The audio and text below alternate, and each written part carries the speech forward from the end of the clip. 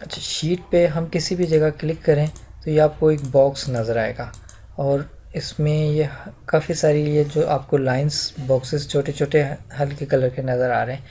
जिस जगह क्लिक करेंगे ये एक सेल है, ये सेल है, ये भी एक सेल है, ये भी एक सेल है, ये मुख्तलिफ सेल्स हैं। ये जो वाइट एरिया ये हमारा कंटेंट का एरिया, यहाँ पे हम अपना टेक्स्ट फार्मूलाज जो कुछ भी हम वर्किंग करते हैं वो इस एरिया में करते हैं। इसके टॉप पे ये column headers A B C D E F, ये कॉलम हेडर्स कहलाते हैं और लेफ़्ट साइड पे ये रोज़ नंबर कहलाते हैं 1 2 3 4 5 6।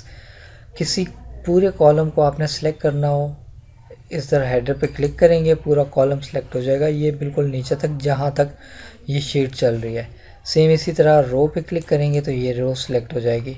अगर कंप्लीट शीट आपने सेलेक्ट करनी है, ये इन दोनों के सेंटर में यहाँ पे ये कॉर्नर पे जो जगह है इस पे क्लिक करेंगे